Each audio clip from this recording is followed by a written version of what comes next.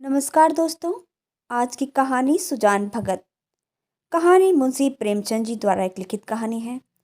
आओ शुरू करते हैं कहानी। सीधे साधे किसान धन हाथ आते ही धर्म और कीर्ति की ओर झुकते हैं। दिव्य समाज की भांति वे पहले अपने भोग विलास की ओर नहीं दौड़ते। सुजान की खेती में कई साल से कंचन बरस रहा था। मेहनत तो गांव के सभी किसान करते थे, पर सुजान के चंद्रमा बली थे। ऊसर में भी दाना छींट आता तो कुछ न कुछ पैदा हो जाता। 3 वर्ष लगातार ऊख लगती गई। उधर गुड़ का भाव तेज था। कोई 2-2.5 हजार हाथ में आ गए, बस चित की वर्ती धर्म की ओर झुक पड़ी। साधु संतों का आदर सत्कार होने लगा। द्वार पर धुनी जलने लगी। कानूगो इलाके में आते तो सुजान महतो के चौपाई में ठहरते। हल्के के हेड कांस्टेबल और थानेदार, शिक्षा विभाग के अफसर एक न एक उस चौपाल में पड़ा ही रहता। महतो मारे खुशी के फूले न समाते। धन्य भाग, आपके द्वार पर इतने बड़े बड़े हाकिम आकर ठहरते हैं। जिन हाकिमों के सामने उनका मुंह न खुलता था, उन्हीं की अब महतो महतो करते जबान सूखती है। कभी कभी भजन भाव हो जाता। एक महात्मा ने डोल अच्छा देखा तो गांव में आसन जमा लिया। गांजे और चरस की बहार उड़ने लगी। एक ढोलक आई, मजीरे मंगाए, सत्संग होने लगे। यह सब सुजान के दम का जुलूस था। घर में सेरो दूध होता था, मगर सुजान के कंठ तले एक बूंद भी जाने की कसम थी। कभी हाकिम लोग चखते, कभी महात्मा लोग। किसानों को दूध घी से क्या मतलब, उसे रोटी और साग चाहिए। सुजान की नम्रता का अब पारावार न था। सबके सामने सिर झुकाते रहते। कहीं लोग यह न कहने लगे कि धन की पाकर उसे घमंड आ गया। गांव में कुल 3 कुएं थे। बहुत से खेतों में पानी न पहुंचता था। खेती मारी जाती थी। सुजान ने एक पक्का कुआं बनवा दिया। कुएं का विवाह हुआ, यज्ञ हुआ, ब्रह्म भोज हुआ। जिस दिन पहली बार पुर चला, सुजान को मानो चारों पदार्थ मिल गए। जो काम गांव के किसी ने न किया, वह बाप दादा के पुण्य प्रताप से सुजान के हाथों हो गया, और सुजान ने कर भी दिखाया। 3 गांव में गया के यात्री आकर ठहरे। सुजान ही के द्वार पर उनका भोजन बना। सुजान के मन में भी गया करने की बहुत दिनों से इच्छा थी। यह इच्छा अवसर देखकर वह भी चलने को तैयार हो गया। उसकी स्त्री बुलाके ने कहा, अभी रहने दो, अगले साल चलेंगे। सुजान ने गंभीर भाव से कहा, अगले साल क्या होगा, कौन जानता है। धर्म के काम में मनीमेक निकालना अच्छा नहीं है। जिंदगानी का क्या भरोसा। बुलाकी हाथ खाली हो जाएगा। सुजान, भगवान की इच्छा होगी तो फिर रुपए हो जाएंगे। उनके यहाँ किस बात की कमी है। बुलाकी उसका क्या जवाब देती। सत्कार्य में बाधा डालकर वह अपनी मुक्ति क्यों बिगाड़ती। प्रातःकाल स्त्री और पुरुष गया चले गए। वहां से लौटे तो यज्ञ और ब्रह्मभोज की ठहरी। सारी बिरादरी निमंत्रित हुई। 11 गांव में सुपारी बाटी। इस धूमधाम से कार्य हुआ कि चारों ओर वाह मच गई। यह सभी कहते थे कि भगवान धन दे तो दिल भी दे। ऐसा दिल घमंड तो छूकर भी नहीं गया। अपने हाथ से पत्तल उठाता फिरता, कुल का नाम बड़ा करता और नाम जगाता। बेटा हो तो ऐसा, बाप मरा तो घर में भुनी भांग भी नहीं थी। अब लक्ष्मी घुटने तोड़ कर आ बैठ गई। एक द्वेषी ने कहा, कहीं गड़ा हुआ धन पा गया। इस पर चारों ओर से उस पर बौछार पड़ने लगी।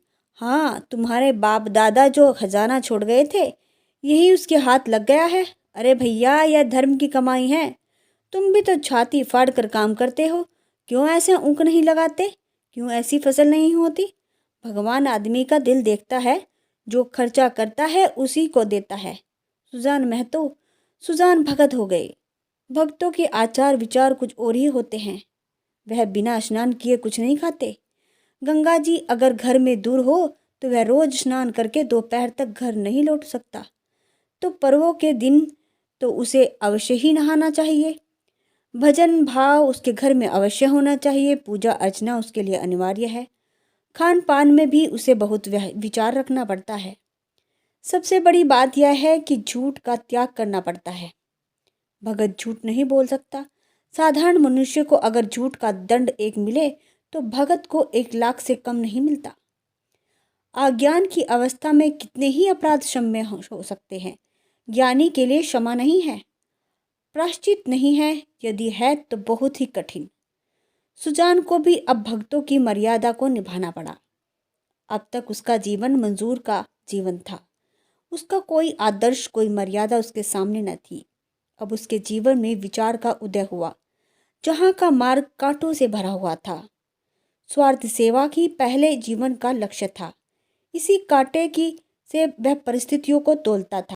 यूं कहो कि जड़ जगत से निकलकर उसने चेतन जगत में प्रवेश किया। उसने कुछ लेन देन करना शुरू किया था, पर अब उसे ब्याज लेते हुए आत्मग्लानि सी होती। यहाँ तक कि गौओं को दुहाते समय उसे बछड़ों का ध्यान बना रहता था। कहीं बछड़ा भूखा तो न रह जाएगा, नहीं तो उसका रूह दुखी होगी। वह गांव का मुखिया था। कितने ही मुकदमों में उसने झूठी शहादतें बनवाई थी। कितनों से डांट लेकर मामले को रफा दफा कर दिया था। अब इन व्यापारियों से उसे घृणा होती थी। झूठ और परपंच से कोसों दूर भागता था। पहले उसकी यह चेष्टा होती थी कि मजूरों से जितना काम लिया जा सके ले लो, और मजूरी कितनी कम दी जा सके इतनी कम दो। पर अब उसे मजदूरों के साथ काम की कम और मजदूरी की अधिक चिंता रहती थी। कहीं बेचारे मजदूरों का रोआ न दुखी हो जाए। वह उसका वाक्यांश सा हो गया था, किसी का रोआ न दुखी हो जाए। उसके दोनों जवान बेटे बात बात में उस पर फबियत कसते। यहाँ तक कि बुलाकी भी अब उसे कोरा भगत समझने लगी थी, जिसे घर के भले बुरे की कोई प्रयोजन नहीं था। चेतन जगत में आकर सुजान भगत कोरे भगत रह गए। सुजान के हाथों से धीरे धीरे अधिकार छीने जाने लगे।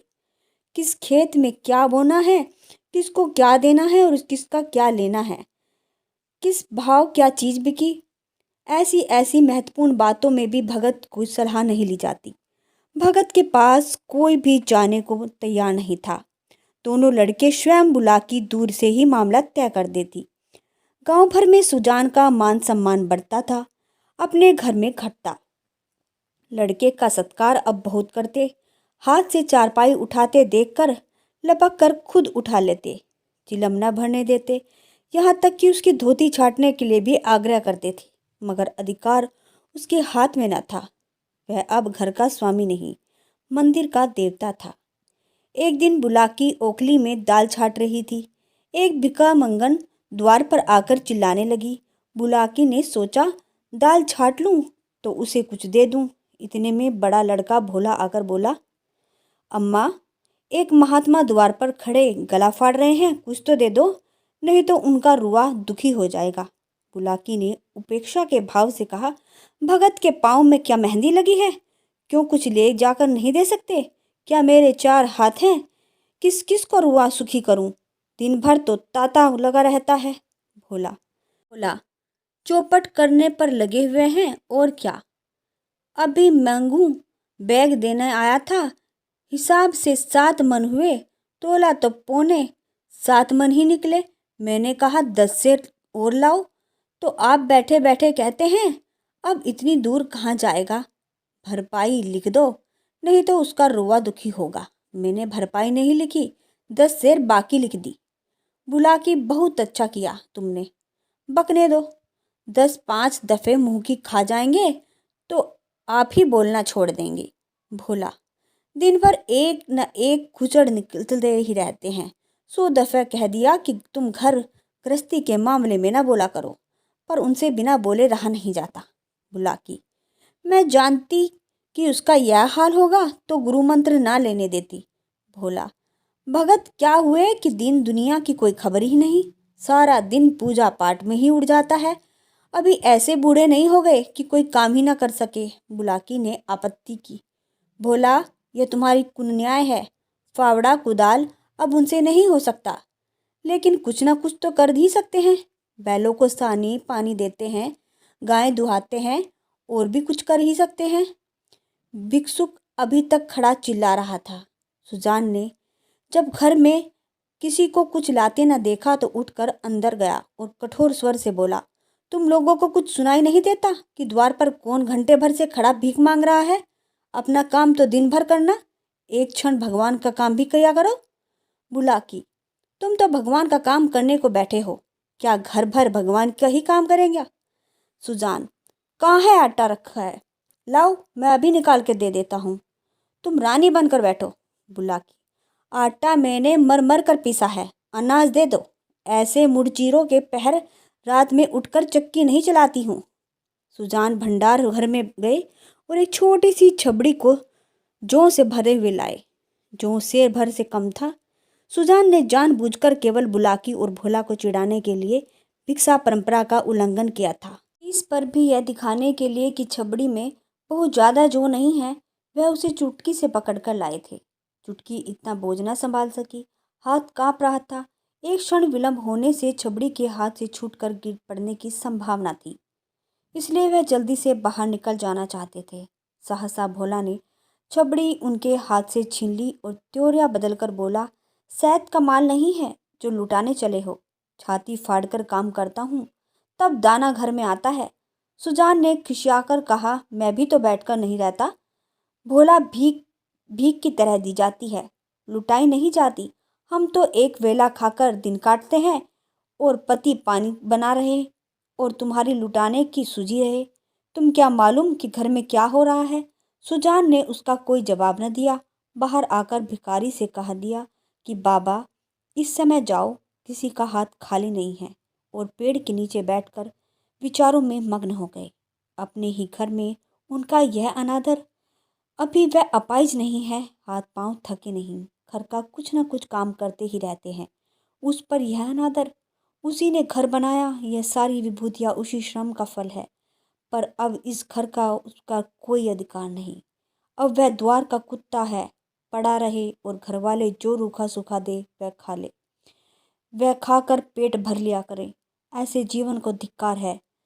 सुजान ऐसे घर में नहीं रह सकता। संध्या हो गई। भोला का छोटा भाई शंकर नारियल भरकर लाया। सुजान ने नारियल दीवार से टिका कर रख दिया। धीरे धीरे तंबाकू जल गया। जरा देर में भोला ने द्वार पर चारपाई डाल दी। सुजान पेड़ के नीचे से न उठा। कुछ देर और गुजरी। भोजन तैयार हुआ। भोला बुलाने आया। सुजान ने कहा, भूख नहीं। बहुत मनावन करने पर भी न उठा। तब बुलाकी ने आकर कहा, खाना खा लो, क्यों नहीं चलते? जी तो अच्छा है। सुजान की सबसे अधिक क्रोध बुलाकी पर ही था। यह भी लड़कों के साथ है। यह बैठी देखती रही और भोला ने मेरे हाथों से अनाज छीन लिया। उसके मुंह पे इतना भी न निकला कि तू क्या कर रहा है, तू ले जाने दो।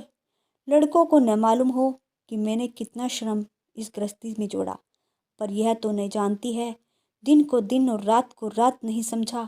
भादों की अंधेरी रातों में मंडरिया लगा के जुआर की रखवाली करता था। जेठ बैसाख की दोपहरी में दम न लेता था। और अब मेरा घर इतना अधिकार नहीं रहा कि भीख तक दे सकूं। माना कि भीख इतनी नहीं दी जाती, लेकिन उनको तो चुप रहना ही चाहिए। मैं घर में आग ही क्यों ना लगा देता? कानून से तो मेरा कुछ होता। मैं अपना हिस्सा नहीं खाता, दूसरों को खिला देता हूँ। इसमें किसी के बाप का क्या साझा? अब इस वक्त मनाने आई है, इसे मैंने फूल की छड़ी से भी नहीं छुआ। न ही तो गांव में ऐसी कौन औरत है जिसने खसम की लातें नहीं खाई हो, कभी कड़ी निगाह से नहीं देखा। रुपए पैसे लेना देना सब इसी के हाथ में दे रखा था। अब रुपए जमा कर लिए तो मुझसे घमंड करती है। अब इसे बेटे प्यारे हैं। मैं तो निखट्टू हूँ, लुटाऊ हूँ, खरफूफू घोंगा हूँ। मुझसे घर से मतलब ही क्या? भला अब खा पी कर क्या करूँगा? हल जोतने से रहा, फावड़ा चलाने से रहा। मुझे खिलाकर दाने को क्यों खराब करती हो? रख दो, बेटे दूसरी बार खाएंगे। बुलाकी, तुम तो जरा जरा सी बात पर तिनक जाते हो। सच कहा है, बुढ़ापे में आदमी की बुद्धि मारी जाती है। भोला ने इतना तो कहता है कि इतनी भीख मत ले जाओ, या और कुछ? सुजान, हाँ बेचारा इतना कहकर रह गया। तुम्हें तो मजा तब आता जब वह ऊपर से दो चार डंडे लगा देता। क्यों? अगर यही अभिलाषा है तो पूरी कर लो। भोला खा चुका होगा, बुला लाओ। नहीं, भोला को क्यों बुलाती हो? तुम्ही ने तो जमा दो, 2-4 हाथ, इतनी कसर है, वह भी पूरी हो जाएगी। बुलाकी, हाँ और क्या, यही तो नारी का धर्म है। अपने भाग सराहो कि मुझे जैसे सीधी औरत पाई है। जिस बल चाहते हो बैठाते हो, ऐसी मुंहजोर होती तो तुम्हारे घर में एक दिन भी ना निभाती। सुजान, हाँ भाई, वह तो मैं कह ही रहा हूँ कि देवी थी, और क्या, मैं तो राक्षस था और अब भी दैत्य हो गया हूँ। बेटे कमाऊ हैं, उनकी सी ना कहोगी तो क्या मेरी सी कहोगी? मुझसे अब क्या लेना देना? बुलाकी, तुम झगड़ा करने पर तुले बैठे हो। मैं झगड़ा बचाती हूँ कि 4 आदमी हंसेंगे। चलकर खाना खा लो सीधे से, नहीं तो मैं जाकर सो रही हूँ। सुजान, तुम भूखी क्यों सो रहोगी? तुम्हारे बेटे तो कमाए। हाँ, मैं बाहरी आदमी हूँ। बुलाकी, बेटे तुम्हारे भी तो हैं। सुजान, नहीं, मैं ऐसे बेटों में बाज आया। किसी और के बेटे होंगे, मेरे बेटे होते तो क्या मेरी दुर्गति करते? बुलाकी, गालियां दोगे तो मैं भी कुछ कह बैठूंगी। सुनती थी मर्द बड़े समझदार होते हैं, पर तुमने तो सबसे न्यारे। आदमी को चाहिए कि जैसा समय देखे वैसा काम करे। अब हमारा और तुम्हारा निभा इसी में है कि नाम के मालिक बने रहे, वही करे जो लड़कों को अच्छा लगे। मैं यह बात समझ गई, तुम क्यों नहीं समझ पाते? जो कमाता है उसी का घर में राज होता है, यही दुनिया का दस्तूर है। मैं बिना लड़कों से पूछे कोई काम नहीं करती। तुम क्यों अपने मन की करते हो? इतने दिनों तक तो राज कर लिया, अब क्यों इस माया में पड़े हो? आधी रोटी खाओ, भगवान का भजन करो और पड़े रहो। चलो खाना खा लो। सुजान, तो अब मैं द्वार का कुत्ता हूँ? बुलाकी, बात जो भी थी वह मैंने कह दी, अब अपने को जो चाहो समझो। सुजान न उठे। बुलाकी हार कर चली गई। सुजान के सामने अब एक नई समस्या खड़ी हो गई। वह बहुत दिनों से घर का स्वामी था और भी ऐसा ही समझता था। परिस्थिति में कितना उलटफेर हो गया, उसकी उसे खबर भी न थी। लड़के उसका सेवा सम्मान करते थे, यह बात उसे भ्रम में डाले हुए थी। लड़के उसके सामने चिलम नहीं पीते, खाट पर नहीं बैठते थे। क्या यह सब उसके गृह स्वामी होने का परिणाम न था? पर आज उसे यह ज्ञात हुआ कि केवल श्रद्धा थी उसके स्वामित्व का प्रमाण नहीं। क्या इस श्रद्धा के बदले वह अपना अधिकार छोड़ सकता है? कदापि नहीं।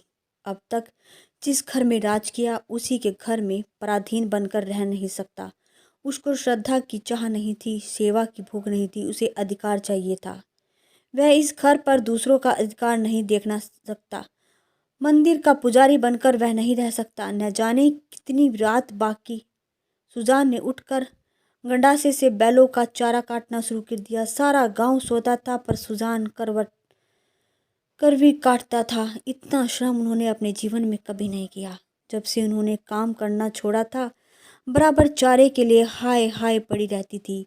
शंकर भी काटता था, भोला भी काटता था, पर चारा पूरा नहीं होता था। आज वह इन लोंडों को दिखा देगा कि चारा कैसे काटना चाहिए। उनके सामने कटिया का पहाड़ खड़ा था। टुकड़े कितने महीन और सुडौल थे, मानो साँचे में ढाले गए हों। मुंह अंधेरे बुलाकी उठी तो गठिया का ढेर देखकर दंग रह गई। बोली, क्या भोला आज रात भर गठिया ही काट रहा था? कितना कहा कि बेटा जी जान से काम मत किया करो, पर मानता ही नहीं, रात को सोया ही नहीं।